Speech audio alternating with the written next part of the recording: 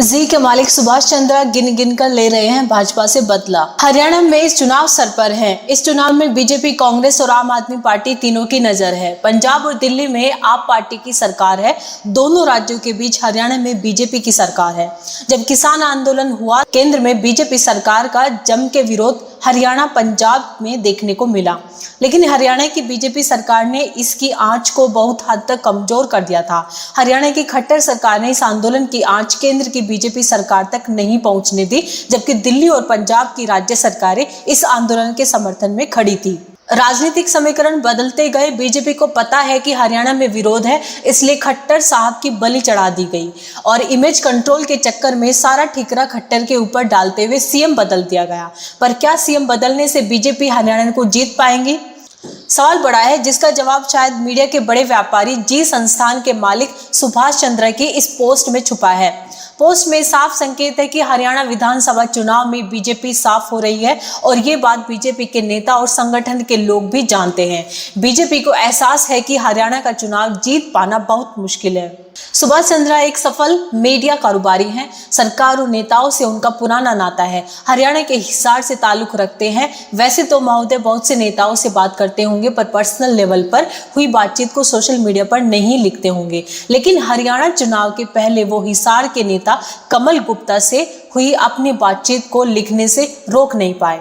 सुभाष चंद्र ने अपने social media account पर कुछ दिनों पहले लिखा था, हरियाणा विधानसभा के लिए हिसार से बीजेपी के प्रत्याशी से 3 दिन पहले मेरा फोन पर वार्तालाप हुआ। भाई साहब, सादर प्रणाम और बधाई। आपके छोटे भाई को टिकट मिलने की, इसलिए आपका आशीर्वाद चाहिए। इस बार तो मेरा आशीर्वाद नहीं मिलेगा क्योंकि हिसार की जनता आपसे बहुत नाराज है। तो इस प्रकार की अपनी एक पर्सनल बातचीत उन्होंने सोशल मीडिया पर पोस्ट की। सोशल मीडिया पर पोस्ट करके वो जता रहे हैं कि हिसार में जनता उनसे बहुत नाराज है, इसलिए ये उनको आशीर्वाद नहीं देंगे। इस पोस्ट से लगता है कि ये ही कमल गुप्ता और बीजेपी का भविष्य हरियाणा में निर्धारित करते हैं। ये भी हो सकता है कि सुभाष चंद्र को एहसास है कि हरियाणा में बीजेपी की सरकार नहीं बन रही है और इस खेल में दूसरे पक्ष के खिलाड़ियों से संबंध सुधारने का वक्त आ गया है। खैर, सुभाष चंद्र राजनीति में उड़ती चिड़िया के पर गिनने में लग गए हैं कि किस तरफ ऊंट करवट लेगा और ये उधर ही बैठ जाएंगे। बहरहाल, ये तो तय बात है कि बीजेपी की हालत हरियाणा में ठीक नहीं है और ये बात सुभाष चंद्र समझ गए हैं और पहले से ही गोटी सेट करने में लग गए हैं। अब खबर ये आ रही है कि सुभाष चंद्र ने सावित्री जिंदल के बाद अब कांग्रेस प्रत्याशी चंद्र प्रकाश को समर्थन दिया है। चंद्र ने बढ़ाई। अब व्यापारिक हितों को लेकर डॉक्टर सुभाष चंद्र का नवीन जिंदल के साथ लंबे समय तक टकराव रहा।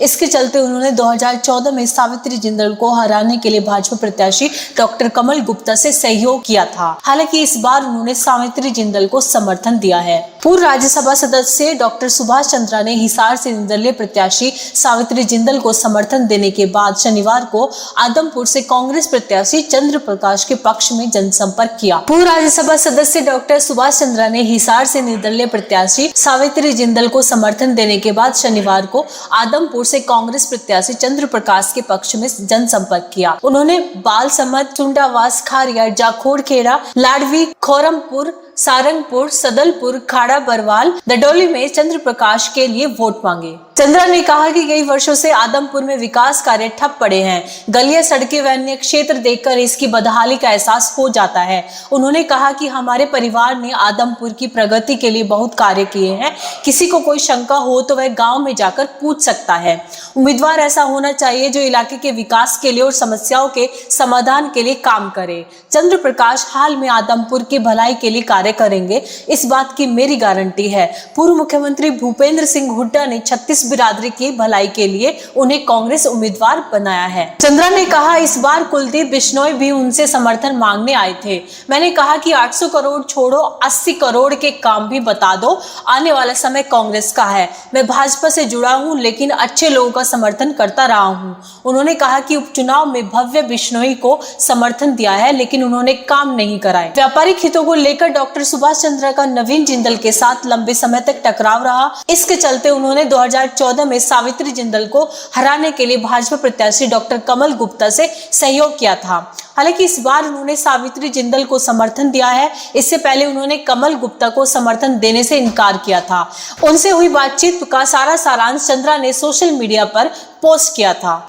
अभी कुछ समय से सुभाष चंद्र इनडायरेक्टली कांग्रेस को समर्थन देते आ रहे थे। डॉक्टर सुभाष चंद्रा ने सेबी चीफ पर भी गंभीर आरोप लगाए थे।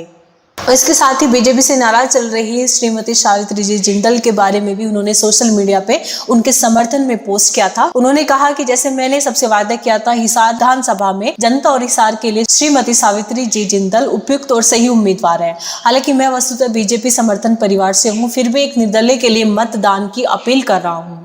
तो इस प्रकार से सुभाष चंद्रा बीजेपी की लगातार मुश्किलें बढ़ाते नजर आ रहे हैं। हरियाणा के चुनाव में बीजेपी की स्थिति पहले से ही खराब चल रही है और उस पर इस प्रकार से बीजेपी के विषय में नेगेटिव बातें लिखना और जो नॉन बीजेपी है या निर्दलीय या फिर कांग्रेस के प्रत्याशियों के लिए प्रचार करना, ये साफ नजर आता है कि सुभाष चंद्रा की जी के मालिक सुभाष चंद्रा बीजेपी से गिन गिन कर बदले ले रहे हैं।